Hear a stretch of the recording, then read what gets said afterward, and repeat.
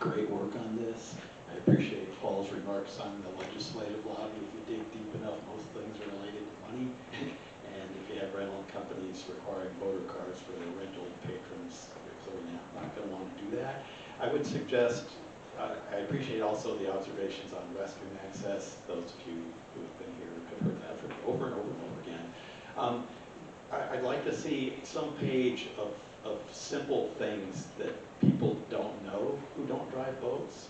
Things like boats don't have brakes, boats don't turn like a car turns, and Chair Marston's observations, be aware of tides and wind. There's a lot of people that head with the current downwind and then can't get back. I see that over and over and over again. So just maybe a clickable page of simple things. I don't know if it can't be frequently asked questions because people don't even know these things if they're not on the water, but could come up with a list of things like that somebody running a boat who's never driven a boat, they think they stop like a car stops. They think they turn like a car turns, and that's clearly not the case. Thank you. Thank you.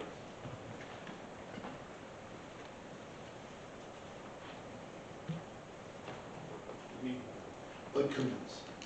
I want to say it was a great idea. A year ago I mentioned this compared to the voter card, and I didn't even think that you could do it ahead of time. And the simple questions, a great idea. Just, I do question whether someone comes in last minute, they wouldn't have time to have taken the test. And I wonder, from my observation of these rental companies, they're very busy. They don't have time to have a dedicated employee for 10 minutes giving them. So I love the idea of the pre-test. And I also want to agree with a couple of the comments, including Commissioner Miller. The rules of the road are the most important in my mind. As a liveaboard, we see Duffys and Reynolds going by all the time that seem to have no clue whatsoever who's supposed to. Again, maybe they think like a car, and generally you pass port to port, but they're often on the wrong side of the channel, and these little kids in their little sabots and such, they don't know what that Duffy's going to do, and the Duffy doesn't seem to know what to do. So the video was very nice. It seemed a little more of a sales pitch for Newport, which is fine, but that's when maybe showing just a few minutes or less of just the rules, who has right of way. I think that's the most important from my observations on the day. Thanks. Good job. Anyone else? Okay, I'll bring it back to the commission. Any other additional comments from the commissioners? Okay, so we need to determine what our direction is with this item. You want to make a recommendation? Sure. I mean, I would, first of all, I appreciate all the comments that have made both from the Harbor Commission and from the public. I want to digest that a bit and see, you know, how that we could weave some of that into the questions. So that, you know, I want to work on that, and I also want to set up a meeting with the rental community because they're going to have a whole set of comments and that are going to be coming from a whole different perspective. So we're going to have a lot of input. So let's get all this input. We'll get it documented. Let's get the rental meeting going, and then come back to the Harbor Commission. So we don't need a vote on this, right? Okay. Okay. Any other final comments? Okay. So we'll move on to the next item, which is the ad hoc committee updates. Several ad hoc committees have been established to address short-term projects outside of the Harbor Commission objectives. This is the time the ad hoc committees will provide an update. And I believe we only have one that's open, which is the Balboa Ferry ad hoc. And actually, I thought we had talked about closing that one, because, but I'll let you talk about it. Yeah, we did talk about closing it, and I was against that because there's a long way to go between where we're at today and where the ferries are going to show up on the water. I'm not convinced that it's sort of, to coin a phrase, clear sailing to get there. I think we should leave it there, and I think there's not going to be much update on every single meeting, but I would think, 3 or 4 times a year, we get an update over the next couple of years until we see this is going to come through or not. I did have a good discussion with Joe Beek the other day. The money seems solid. They're having some issues in terms of progress payments and that, as they're working with a marine architect to design new ferries. And he was a little frustrated with how to move forward on the electrical charging infrastructure that they're going to need. So I suggested that he have a conversation with Troy Heidemann at Balboa Bay Club, who's the director of the marina there. They put in a ton of power into the marina there, and worked with the city and brought that power down to the water. So I introduced Troy and Joe together. They're going to get together and talk about that. So Joe needs to have a better plan to go to the city and go to Edison to get that charging infrastructure designed, approved, and ready to be put in. So bottom line is there's a component for the electrical charging, and they're working with the marine architect today. The marine architect is behind. Probably won't see any kind of drawings till the end of the year, maybe first quarter of next year. And then from there, they can do an RFP and go to boat yards to build those new ferries. So as long as the money stays there, I think they'll be on the path, but it's going to be a little choppy. So that's the update. So you think it would be implemented in 2027? Implemented meaning what? Operation? No. No. No. 2028 perhaps. Yeah, I mean, I don't know how many electric ferries have been built, how long that takes, so I don't know if that's the... Washington. Yeah. So, seeing that Commissioner Yon was on this ad hoc, do you want to augment your ad hoc committee with another commissioner? Or do you want to just leave it as yourself and Commissioner Spurgeon? I'm fine with that, or if somebody wants to be involved, I'm fine with that also. Is the commissioner interested in joining this ad hoc? I'm interested. Okay. Do we need a vote on? No? You're out.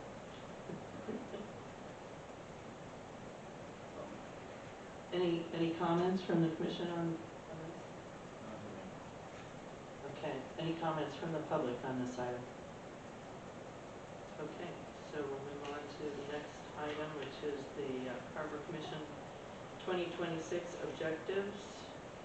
Chair Marshall, before you leave the ad hocs, I had heard a suggestion might be made about forming an additional one, and if you want to Yeah, use direction now. I was going to bring that up. Yeah, I was going to bring it up too. I didn't know if we bring it up here or at the end of the meeting, but I was going to bring it up in new items. yeah. Okay, so I have a recommendation, since we have all these, the state lands has basically advised the city to take a look at all the different aspects of the harbor and how the state lands are used and the compensation for such. And so I was thinking that we should propose an ad hoc committee to address the state lands requirements. I agree, and I think we should have it agendized in our next meeting to create that ad hoc. And I mean, there's been some correspondence that has gone back and forth between the city that mentions the Harbor Commission. So I think we should be looking at that, planning and understanding where the Harbor Commission fits in, and that ad hoc committee to tackle that issue. And so by mentioning it in this segment, now the public has an opportunity to comment on it. Any other comments from the commission on the formation of or an item to discuss the formation of an ad hoc committee on state lands? So I think that's a good thing to do, and we should move forward on it. Okay. Any comments from the public? Yes, Sandy Manich, Little Board for over 15 years, Newport Beach resident, and I was in attendance when the state land commissioners were with the meeting that we had over in Corona Del Mar. So what I would like to suggest is that you have one of the Little Boards on your ad hoc committee, because the State Lands Commission did ask for you to work with us. That's why I asked to be appointed to this commission. So, thank you. Thank you.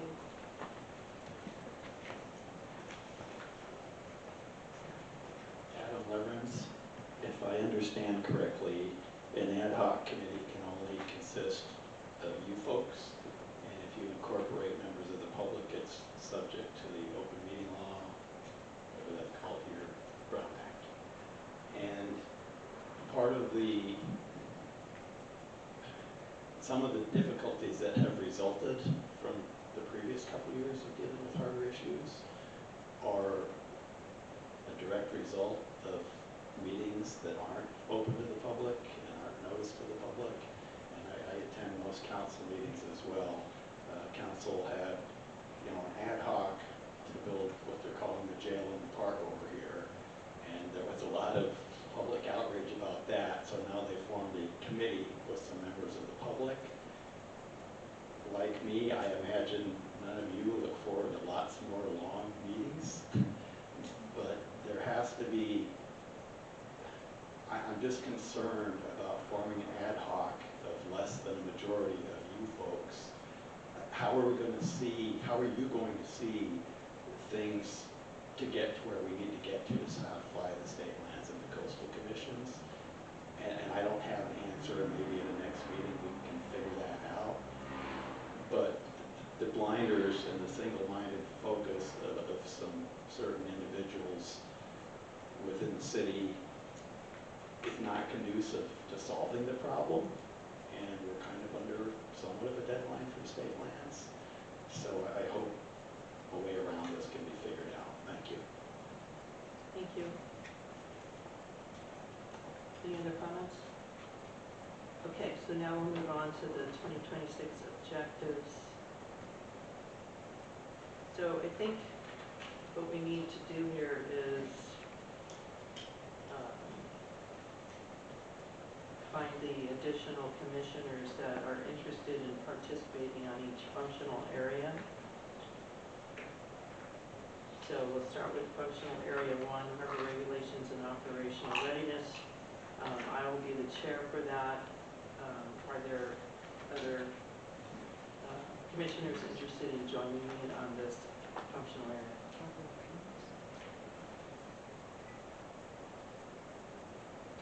Will I appoint someone? I can join, Marie. Okay. Yeah. The excitement is outstanding. Yeah, Title 17, Anyone else? I'd be willing to work on 1.2 with you.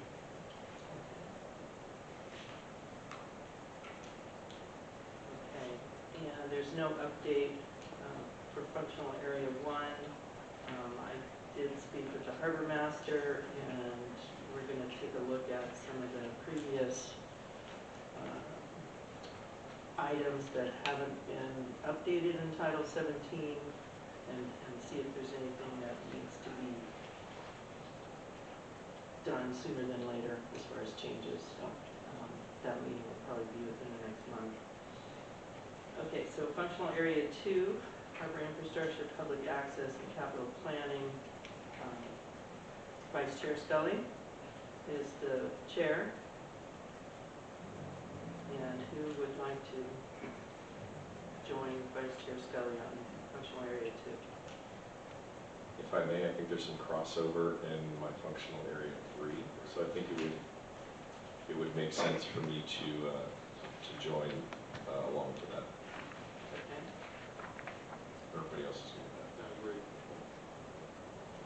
I'd be interested in 2.1.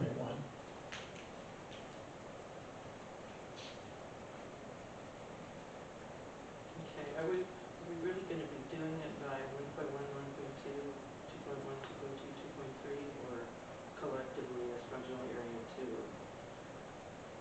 Well, I think the way, Chair Bear was the person that pioneered this. I think it was individuals as chairs and individuals as commissioners. The thing is, you do it the first time, now you read it, it seems so broad, and not definitive enough, but, we're gonna have to create some more definitive goals underneath each of those numbers, in my opinion. I can support on 2.2 and 2.3. I haven't had this thought before, but you could make a case that you could combine functional area 2 and 3. Just a thought. Obviously, it doesn't need to be cited today. Something to think about.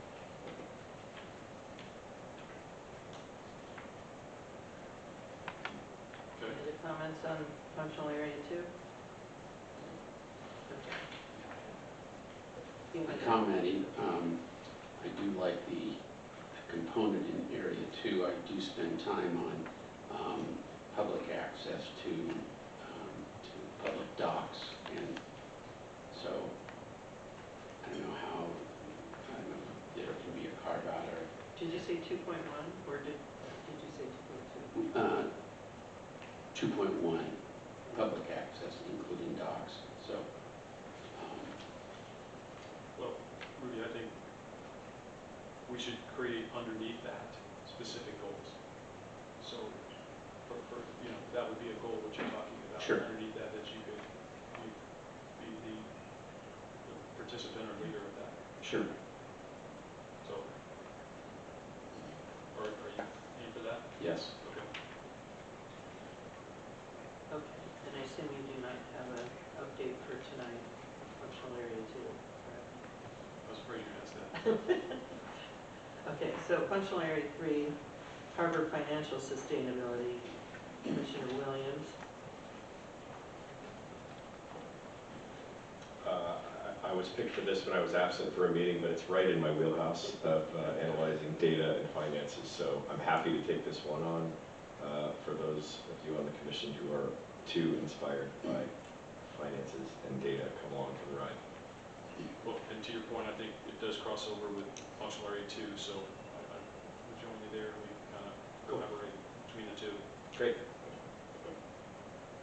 Anyone else want to join Commissioner Williams? Okay, Commissioner Williams, do you have an update for tonight? Nothing for tonight. Okay. Functional area 4, harbor safety and modernization, Commissioner Miller. Yeah, that's my area. We have a lot of activity going on with ideas. We're putting pen to paper. A lot of people inside the harbor department have some incredible ideas. Some of our HSOs are on board with this. So I will continue to chair it, and then I will lead an ad hoc once we get into what the next steps are. I could certainly use a volunteer or two if somebody'd like to be involved with that. And we're looking at things like, how do we get our trash rover to be more effective? Is there privatization? We're not going to get to use the police drones as rapidly as we thought, but is there private drone deployment that could help us on policing the harbor and a few of those things? So if anyone would like to join me on that, great. We have a lot of activity going underway, and Steve will continue to refine the objectives as we continue forward. So, Well, Secretary Billery, the rental safety program kind of comes in under your leadership here, so I'd like to join you on that. that'd be tremendous. I'd like to join as well. Great. Me as well. Okay, this one's real popular. Let's start taking that person. Okay, functional area 5, interagency coordination and policy alignment, Commissioner Surchek. No updates. The water quality board has not met this last month, so no updates there. Anybody interested in joining Commissioner Surchek on this? Actually, Rudy, I'd love to help you out on this because I'm interested in all the sensing technology we have around the harbor, which Paul Blank alludes to oftenly, but nobody looks at it as frequently as they should. And I go point people to it, and they're amazed by it. So I think we need to get that message out. It's a great program. So I'd be more than happy to join you if you need assistance on that. Fantastic. I will join as well. All right, thank you. All right, so are there any comments from the public on the Harbor Commission agenda, or objectives for 2026?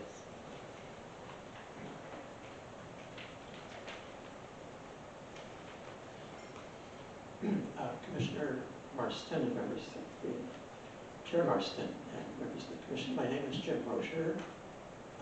To follow up on a comment I made at the last meeting, I have kind of a suggestion for possibly a additional small objective, which would probably go under Area 2, the harbor infrastructure.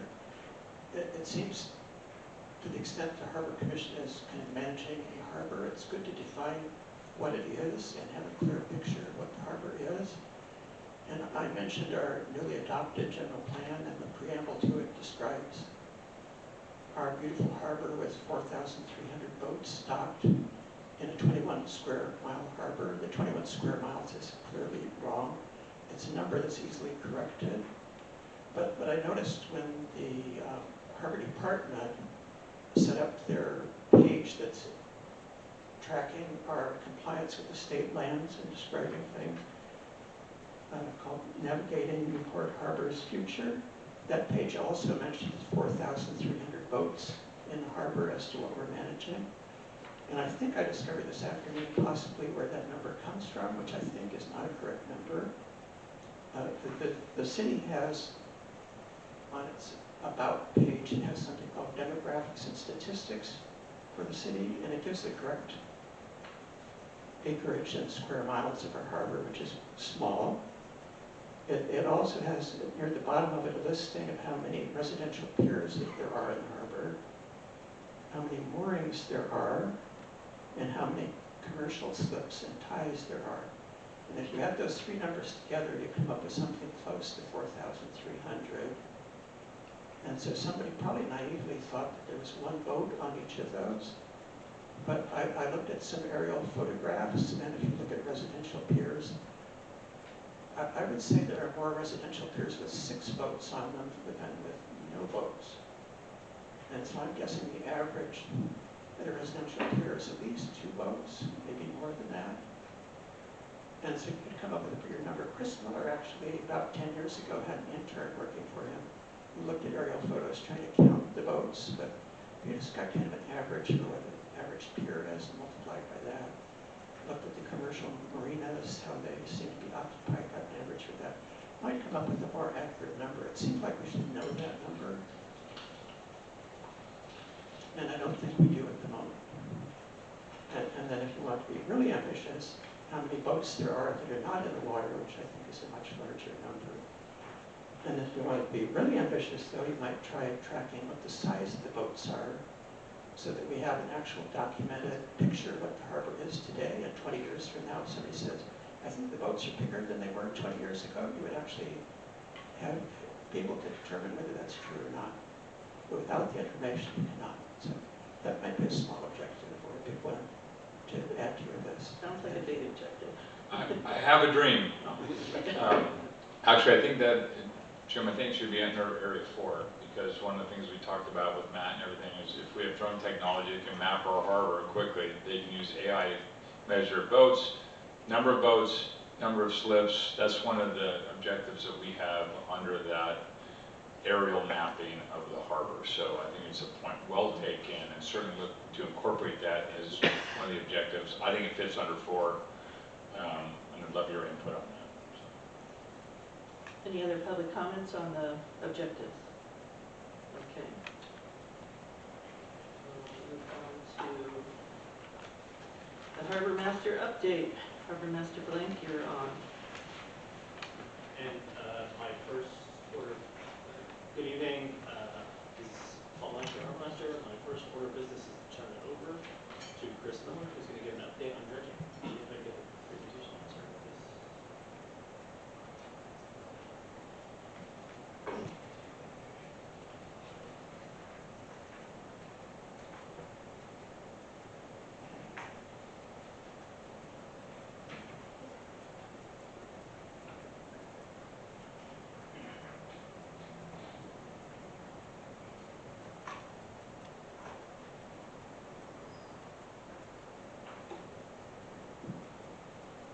Thank you, Commission. Harbor Commission, my name is Chris Miller, Public Works Manager for the city. And thank you, Mr. Blank. I'm here to talk about our dredging project as I do each month. And I have on the screen for our newer commissioners an update map that I do update once a week.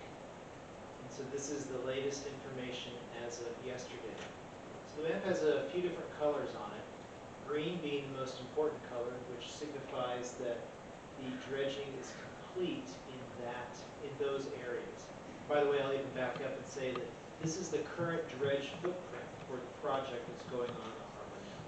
These are the only areas that we are dredging, what you see in colors. So green means we've finished.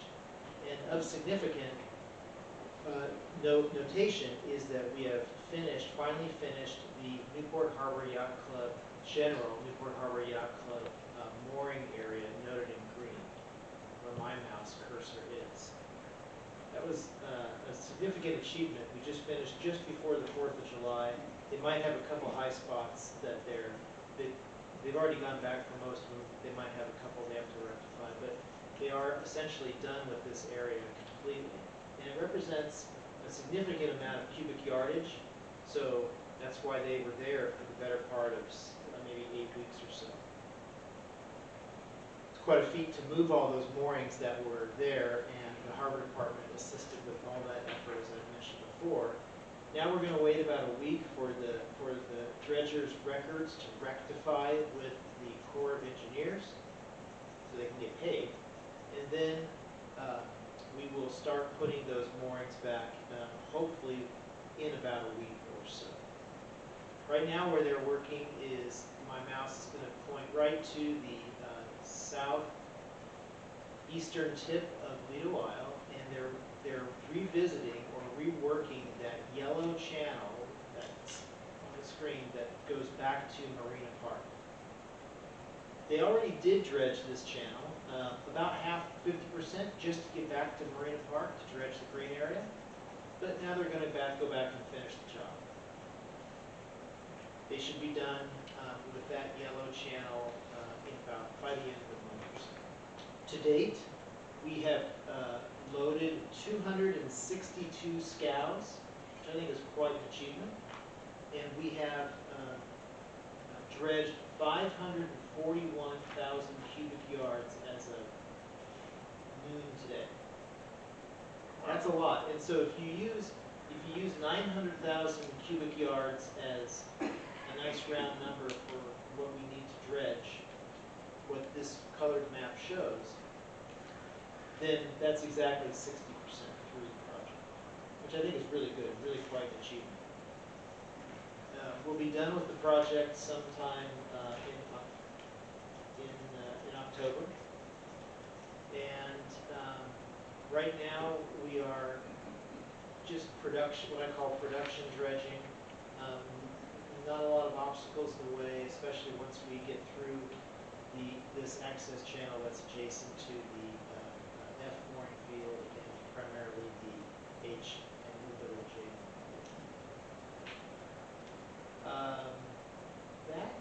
And blue on the screen, if you're wondering, if you can't see on the left-hand side, blue means that it is not started. So after we get done with the yellow, we will proceed to the blue area. So there's no purple?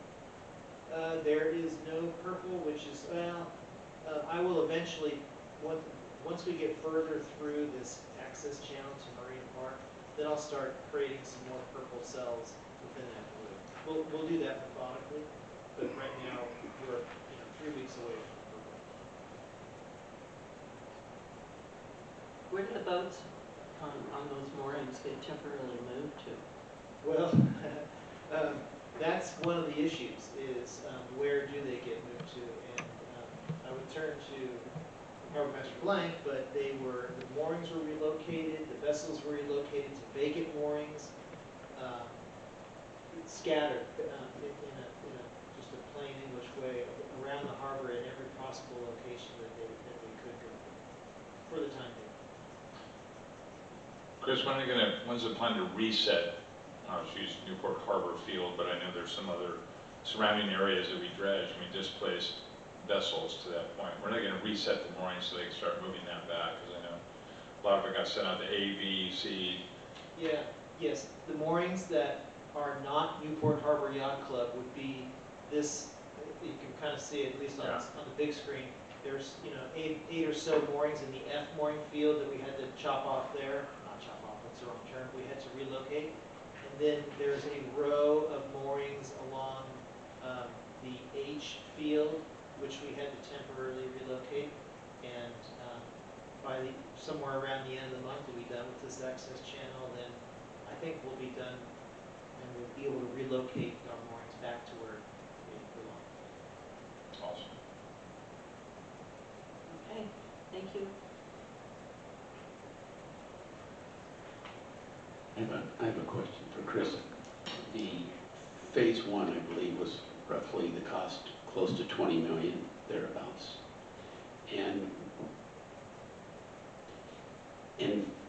what was the cost on phase two, one and phase two? So the entire dredging project, 1, 2, and 3, do you have an estimated total cost? Well, phase one is the project, what I call phase one. I just did. That was back in 2012. If that's what the phase one that you're referring to. That was when we first dredged almost an identical footprint on the screen, but we couldn't get down deep enough and we didn't have the disposal options. Off memory, quick memory, that was about a $6 or $7 million project. And I might be off on that, but it was not 20 million at that time. And then phase two, what I call phase two, is when we dredged the entrance channel, and we also worked on the east jetty, which is the entrance jetty to Corona del Mar. That was also in the $6, $7 million range. So my numbers might be off a little bit, going back 15 years on that 2012. And then this phase, what you see up on the screen, is $14, $15 million.